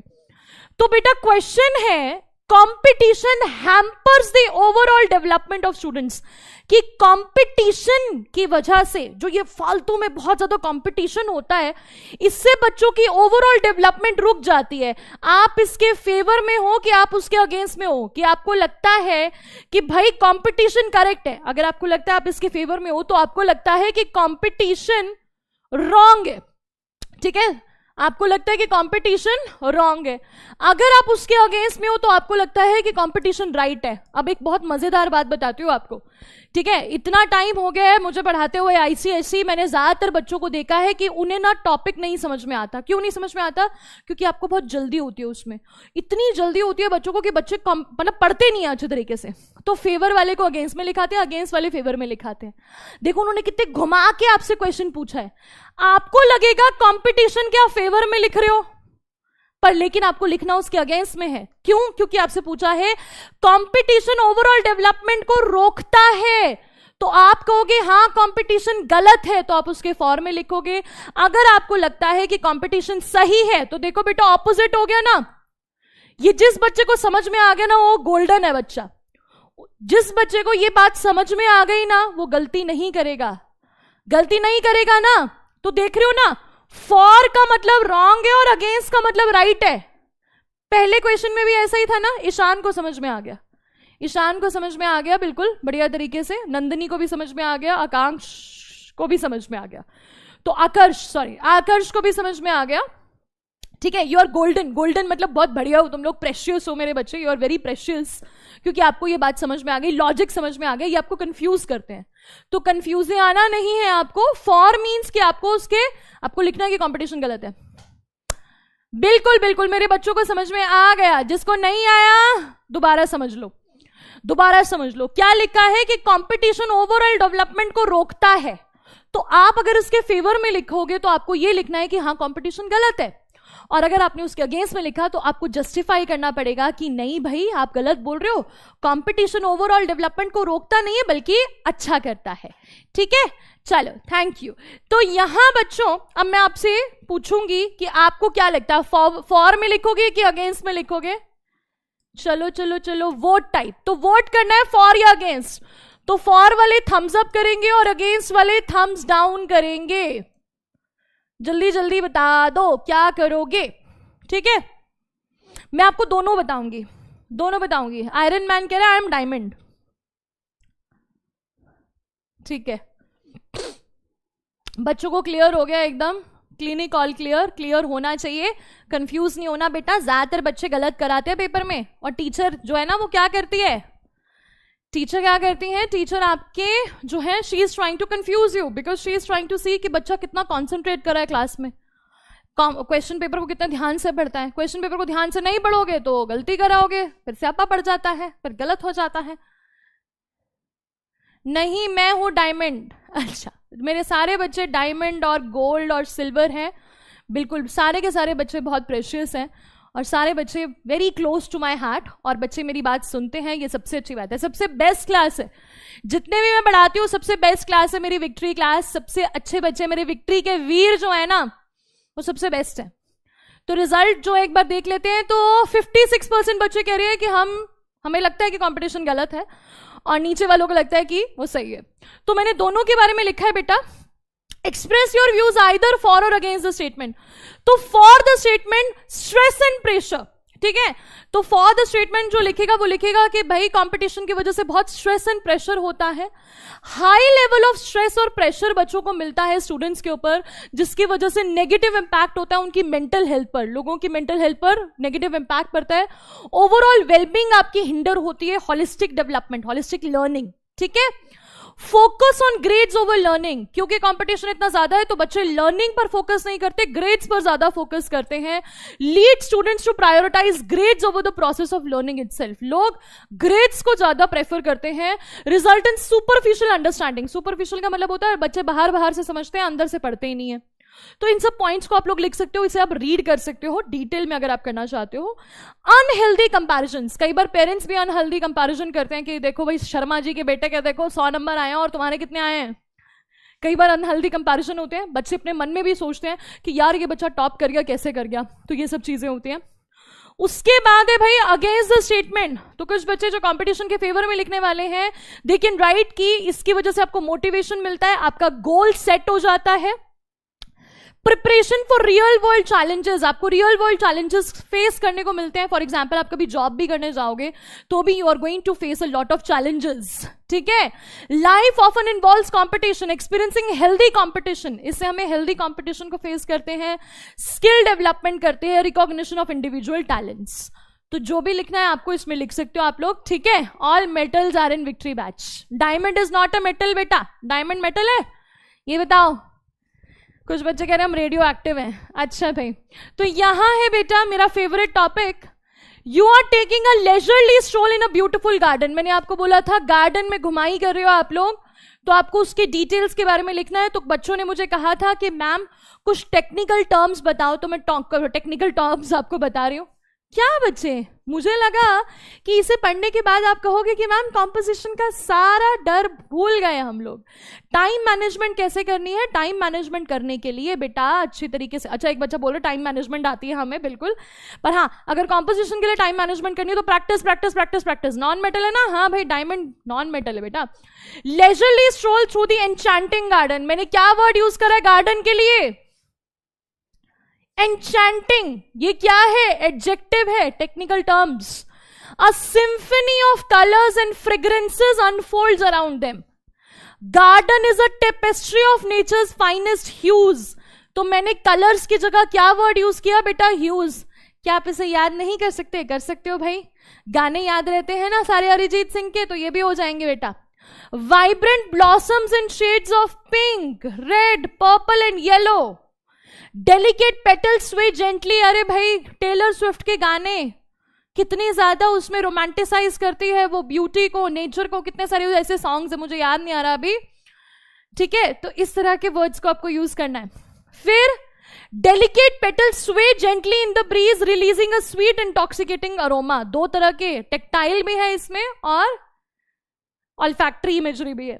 Soothing sounds of nature, gentle rustle of leaves, the melodic chirping of birds. तो I was enchanted. Enchanted यानी कि बहुत ही ज्यादा लुभाने वाला. Enchant यानी मंत्र मुग्ध कर देना मेरा बच्चा. बिल्कुल बिल्कुल मंत्र मुग्ध कर देने वाला. हाँ, तो ये है आगे राइट अ कॉम्पोजिशन. अब ये बेटा आपके प्रैक्टिस के लिए, ये आपको होमवर्क में करने का. ठीक है. Right a composition on any of the following. ये मैंने आपको जितने भी क्वेश्चंस दिए बेटा आपको सब प्रैक्टिस करने हैं. Right a short story lost and found. अब एक बच्चा मुझसे कह रहा था मैम लॉस्ट एंड फाउंड के बारे में लिखना है तो कैसे स्टार्ट करें और कैसे एंड करें? तो बेटा ऐसे स्टार्ट करना है. ये देखो बेटा, स्टार्टिंग कैसे करनी है? A man's self is the sum total of all he can call his. Sometimes we get such a thing which we wanted for a very long time. तो lost and found के बारे में लिखना है तो मैंने कोटेशंस के साथ लिखना है. थोड़ा फिलोसॉफिकल बातें करनी है कि इंसान जो है उसके पास बहुत सारी चीजें होती हैं. कुछ चीजों को मिलकर हमें बहुत ज्यादा खुशी होती है, लेकिन जब वो चीज हमसे दूर हो जाती है तो हमें बहुत दुख भी होता है. फॉर एग्जाम्पल, एक बच्चे की साइकिल गुम हुई. जैसे एक बच्चे ने बहुत अच्छा टॉपिक लिखा था, मेरा एक बच्चा था, उस बच्चे ने टॉपिक लिखा कि मेरी एक साइकिल थी, मेरी साइकिल मुझे बहुत टाइम से चाहिए थी. Then I bought the cycle, then I went to a park और मैं गार्डन में ही साइकिल को भूल आया. जब मैं वापस गया तो I could not find my cycle. तो वो उसे बहुत ज़्यादा बुरा फील हुआ. फिर क्या क्या उसके साथ एक्सपीरियंसेस हुए. फिर बाद में वो देखता है कि उसके फादर ने देखा था कि वो साइकिल वहीं भूल गए, तो वो घर आता है तो साइकिल घर पे ही पार्क्ड होती है. तो उसके पापा ले आते हैं. तो उसके पापा उसे कुछ कहते नहीं है, बट उसके पापा उसे बोलते हैं दैट आई होप तुम्हें अब समझ में आ गया होगा the value of things. When you lose something then only you understand the pain of losing the thing. Okay, तो इस तरह की चीजें. Can we use quotes? Yes Samriddhi, that is what I have done. मेरा बच्चा यही लिखा है, मेरे बच्चे है ना, यही सब तो लिखा है मैंने. तो कोटेशंस का यूज करना है. आगे मेरा बच्चा, चलो पोल आ गया. When a team loses the match either the coach or the captain. When a team loses a match, either the coach or the captain are blamed, is blamed, were blamed, was blamed.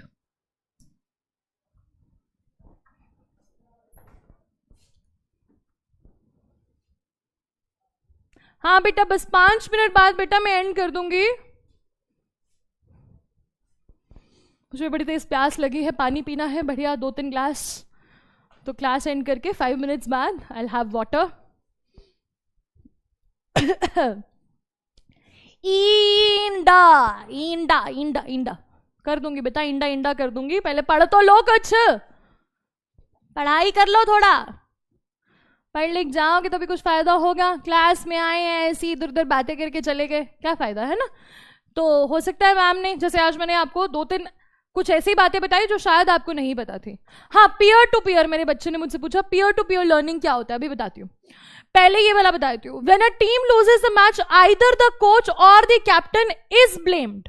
ठीक है, तो B is the correct answer.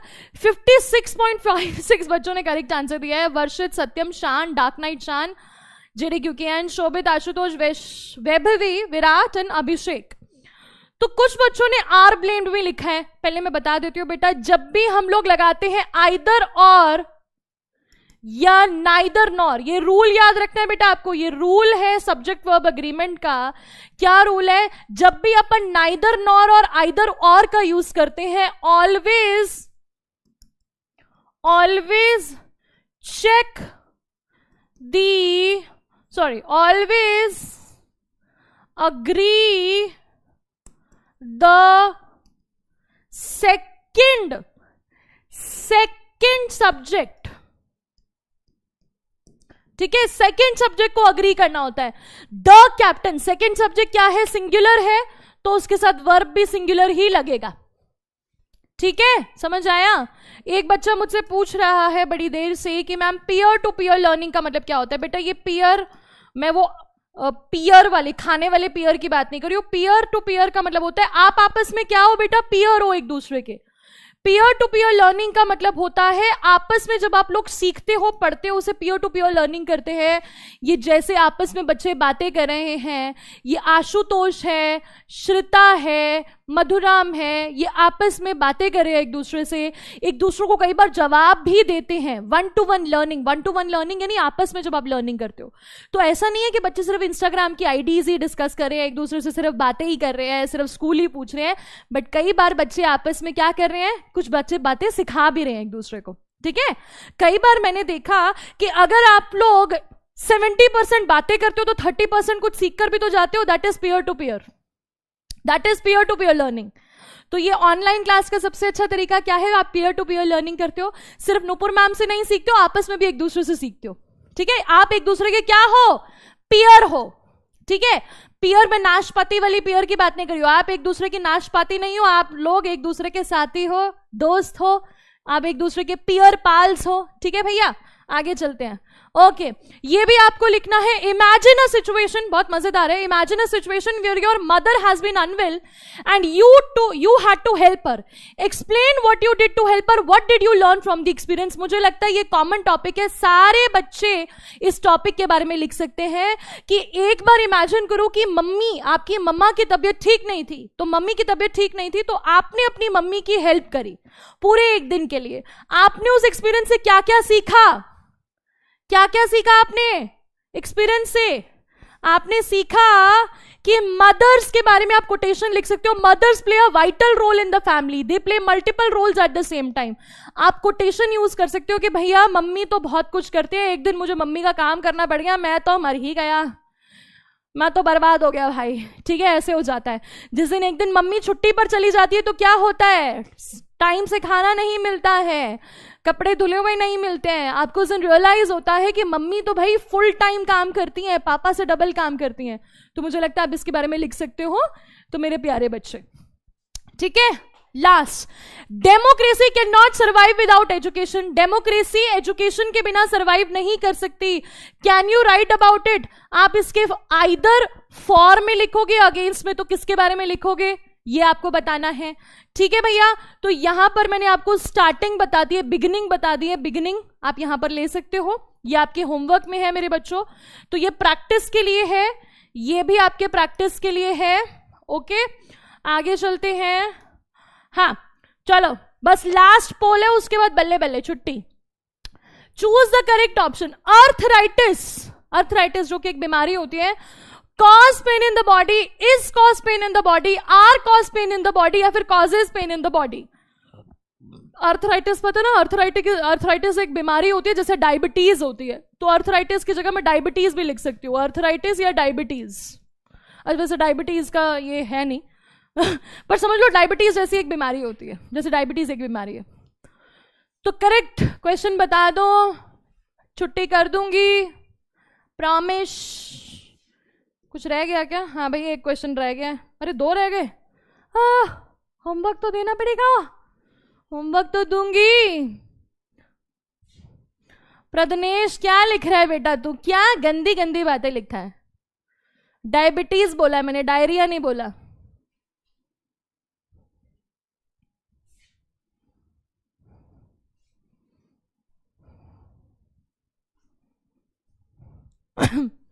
दो बच्चे मीठी खीर, तीसरा बच्चा बवासीर। मुझे लगता है पंचायत के फैंस हैं यहाँ सारे के सारे बच्चे।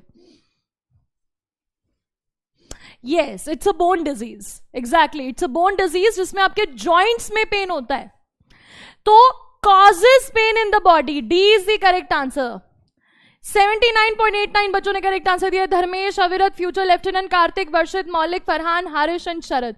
तो वैसे तो मैंने आपको बहुत बड़ा हिंट दे दिया था कि एक बीमारी है। देख रहा है विनोद, कितनी गंदी गंदी बातें करे बच्चे। अर्थराइटिस, अर्थराइटिस जॉइंट पेन होता है, ठीक है। क्या रे बच्चे, चलो ये भी आपके होमवर्क में है। कैसे स्टार्ट करना है मैंने बता दिया।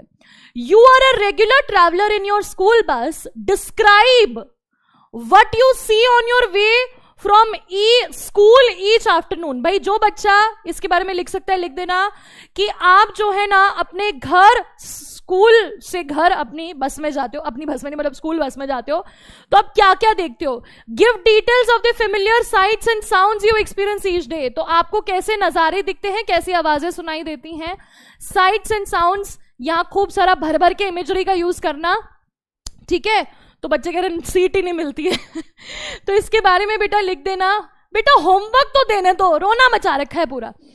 At the end of a long tiring day in school, when the last period of bell rings, the teacher reminds us to finish our homework.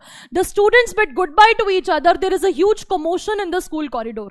तो इस तरह से आपको स्टार्ट करना है कि भाई स्कूल की घंटी बजती है तो क्या हो रहा होता है एंड में, टीचर होमवर्क दे रही होती है, बच्चों में हबड़ी दबड़ी मची होती है कि नहीं पहले मैं जाऊंगा, पहले मैं जाऊंगा।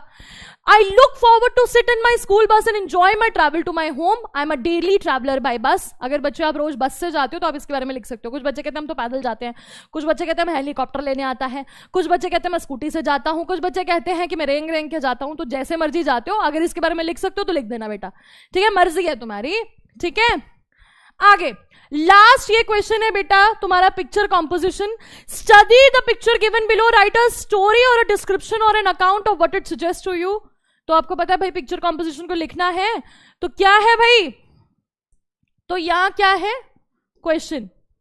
तो इसमें आप कुछ भी लिख सकते हो अगर आपका मन करा। मैं अपना पर्सनली पिक्चर कॉम्पोजिशन को पसंद नहीं करती, हाँ ठीक है। तो लास्ट क्वेश्चन है, बस लास्ट क्वेश्चन है, उसके बाद पक्का छुट्टी कर दूंगी, पक्का पक्का पक्का, प्रॉमिस, मदर प्रॉमिस।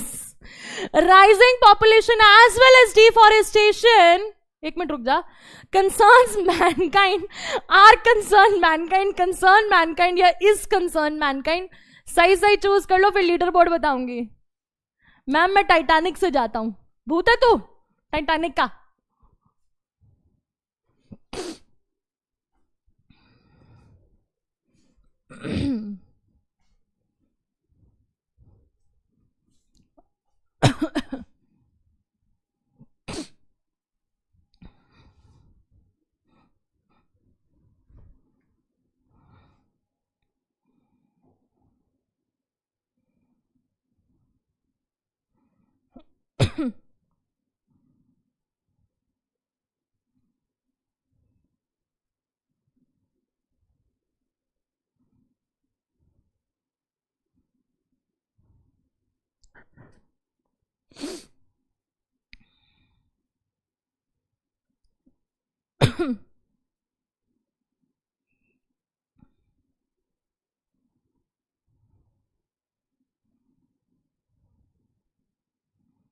हाँ जी, तो क्या होगा correct answer?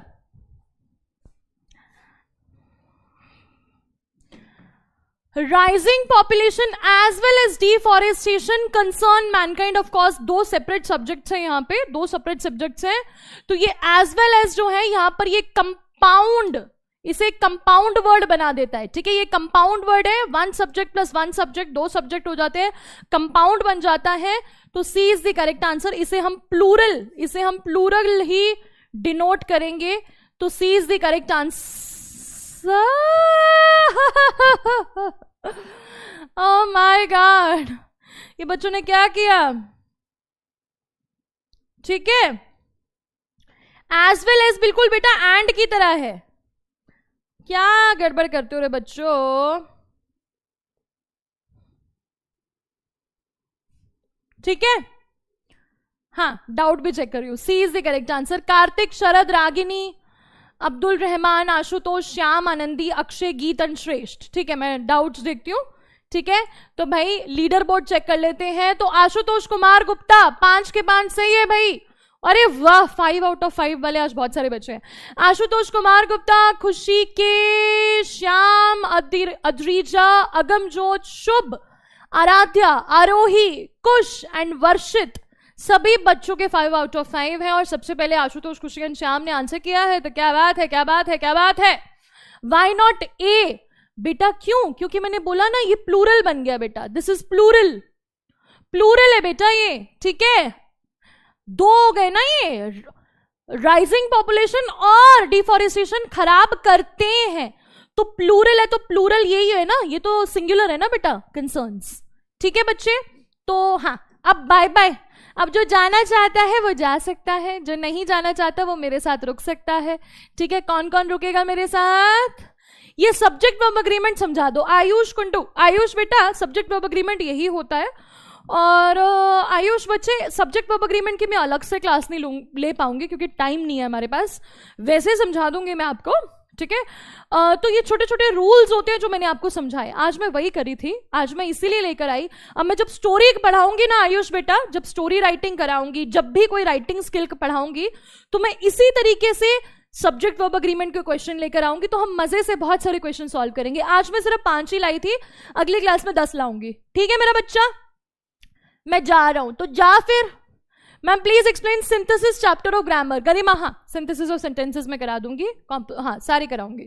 Ma'am can we write our own quote if we do not remember? हाँ हीपा, बिल्कुल बिल्कुल बिल्कुल 100% आप खुद के भी कोटेशंस बना सकते हो, यही तो टैलेंट है बच्चे।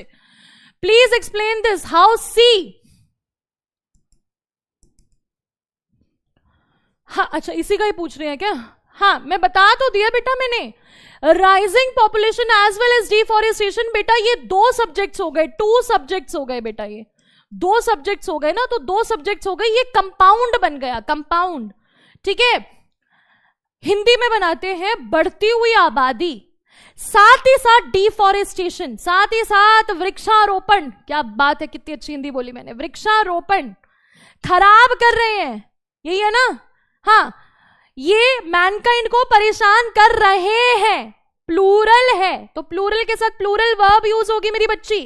ये प्लूरल वर्ब है, ये सिंगुलर वर्ब है, इसीलिए सी आया। समझ आया? मुझे पक्का बताएं किसको आया समझ में? हाँ, सूर्यांश को समझ में आ गया, बच्ची नहीं बच्चा। We have to write only on 1 topic. Tanishka, हाँ एक ही टॉपिक लिखना होता है एग्जाम में, अभी सारे लिखने हैं, अभी सबके प्रैक्टिस करनी है। समझ आया? हाउ टू मेक एन ऐसे इंटरेस्टिंग। हिमांशी, मैंने आपको बड़े सारे एग्जाम्पल दिए हैं बेटा, कैसे इंटरेस्टिंग बना सकते हैं। जैसे कि गार्डन की डिस्क्रिप्शन देना है तो उसमें इमेजरी का यूज करो, स्टोरी को इंटरेस्टिंग बनाना है तो उसमें कुछ बढ़िया सा एलिमेंट ले आओ, जैसे मैंने मैजिकल वर्ड लिख दिया, मैंने और भी बहुत सारी चीजें लिखी। ठीक है, how can we enhance our knowledge? Simi reading reading reading reading, writing, discussing, 4 elements को यूज करो अपने जो इंग्लिश के होते हैं। रीडिंग करो, अच्छे से खूब ज्यादा रीड करो, राइटिंग करो, लिखो, लिसनिंग करो, सुनो, और साथ ही साथ डिस्कशन करो। Okay, explain this. क्या? हाँ मैंने समझा दिया बेटा, यही है। How to avoid spelling mistake. बेटा प्रैक्टिस करो खूब सारे क्वेश्चंस को, ध्यान से स्पेलिंग बनाना सीखो। मैम क्या मैम मेरे स्कूल में सारे टीचर चले, सारे नए हैं, कैसे करें स्टडी? मैम बहुत दिक्कत आती है। दिव्यांशु, तो पीडब्ल्यू किस लिए है मेरा बच्चा? पीडब्ल्यू इसीलिए तो है, ठीक है, आपको हेल्प करने के लिए ही है। यहाँ लेक्चर्स ध्यान से देखा करो, यहाँ तो सारे पुराने टीचर्स हैं, आप लोग अच्छे तरीके से जानते हो इन्हें, और टीचर्स आपकी हेल्प के लिए हमेशा रेडी रहते हैं। तो थैंक यू सो मच, मिलेंगे नेक्स्ट क्लास में। Till then take care. Now it's super saturated. अच्छा मुझे माफ कर दो, सॉरी, मुझे जाने दो, जा रही हूं मैं। Bye bye, love you all, take care, thank you. Ignore किसी को नहीं करी बेटा, टाइम खत्म हो गया, बंदा खड़ा है बाहर, कह रहा मैम निकलो क्लास से, दूसरी क्लास है।